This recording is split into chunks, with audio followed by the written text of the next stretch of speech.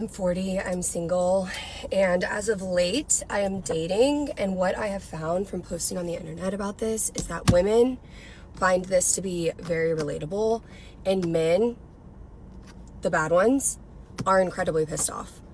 Incredibly pissed off. For a little context, I don't post my TikToks on Instagram. I feel like Instagram is so much more like, well, people are mean, which I'm learning really quickly. I mean, people are mean here, but people have more access She canceled one date only for another opportunity to appear minutes later. to you on Instagram. I don't know, I just feel like I like sharing kind of the behind the scenes stuff on TikTok, and then I share more of my like business card, like Catherine Keaton, versus over here it's like, oh, Catherine Keaton. I recently started using the trial reels feature on Instagram, and I repackaged some of my 40 and single TikToks on Instagram, and over the last 3 or 4 days, some of those have gone viral. I've been posting like 3 a day, and they don't get shown to my normal followers. They just get shown to other people. I now have, you guys, like 17,000 followers on Instagram. I had 7 this time last week. Sometimes desperation looks a lot like calling every new chance fate. I'm 40, I'm single, and I'm dating. Oh shit. Oh no.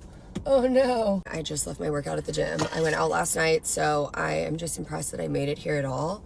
What I would say to this, if you're 35 and you're single and you're having a hard time motivating yourself, first of all, I'm 40, single, and no kids, so I don't know if you want to take your advice from me. If you really, really, really want to find someone and settle down and get married, then I would suggest dating. I want those things too, and I wanted those things. She says to prioritize your mental health, but admits she's still chasing the same goal. Too, you have to protect your mental health and you have to focus on yourself. So for me, I honor the times that I'm not interested in dating. I don't put myself out there and put myself in situations and do things I don't want to do just to make myself feel like I'm doing something productive. Your life is what is happening to you right now. If you're living in this state of anxiety about the need to date and not the desire to date, it's not really good. Some women who have the stamina for it, I know some friends that have gone out on a million dates until they find someone. The longer the search goes on, the harder it becomes to separate hope from habit. I'm 40, I have 180,000 followers on TikTok, almost 20,000 on Instagram. I did not do anything with social media. I mean, I've always been like an AIM girl. I always picked up like a Snapchat, an AIM, a stories. Like I've always been like an avid poster. That's just been that way since we first had access, MySpace. But I never like monetized it or like actually tried to do anything with it or build a community. And I did over the last few years. This was... As dating stalled, she shifted her focus toward building an audience and eventually a business.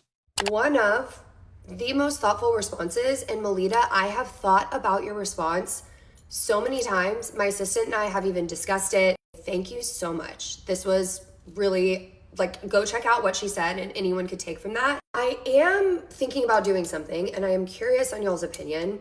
People ask me for software sales advice all the time. They want to get on a call, they want me to help.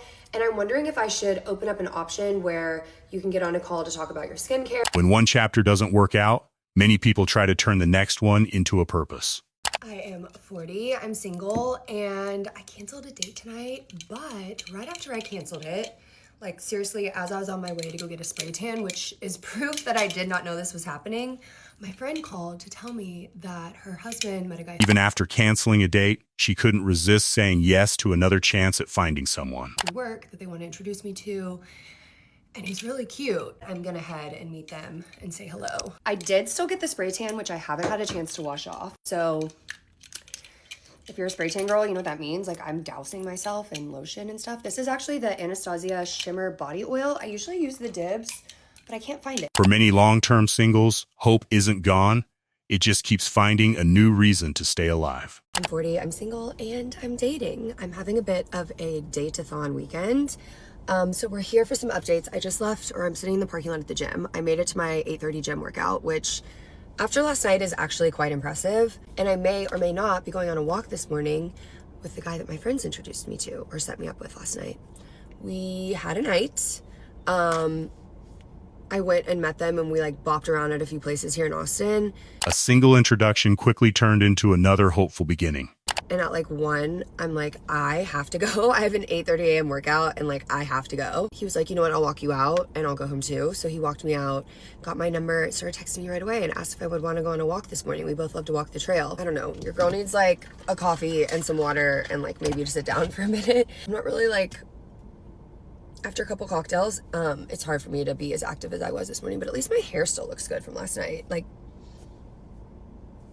and my spray tan is spray tanning, which is always the goal. So yeah, that's our update for now. But first impressions are easy.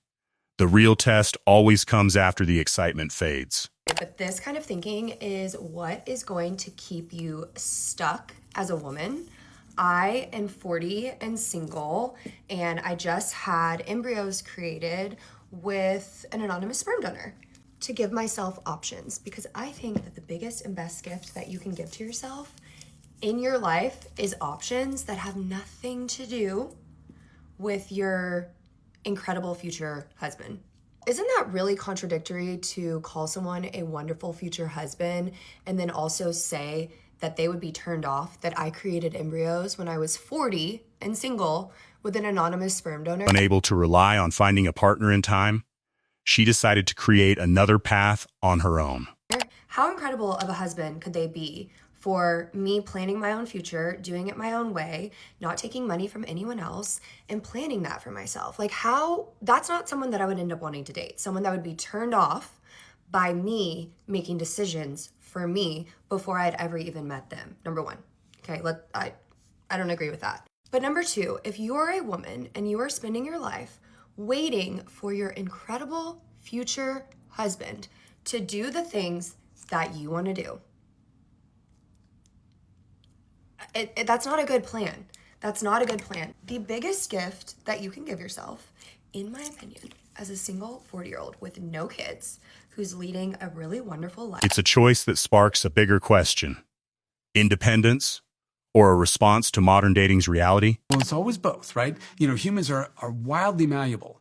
And you can move things around in crazy ways. Look at what people found attractive just 50 years ago compared to today. Whether their bum is big or not big, the hip-to-waist ratio doesn't change. And that's because that hip-to-waist ratio is correlated with fertility. But the size of your bum, not so much. And in fact, when women deposit fats pre-menopause, they deposit them on their thighs and their bum, which is where those fats are really good for the... Science suggests that while beauty standards change, some signals of attraction remain surprisingly consistent. Baby. They help neural development. Your brain is loaded with fat. When you're in utero, you need your mother to have lots of fat, ideally on her bum and thighs, because that's going to help feed your growing brain.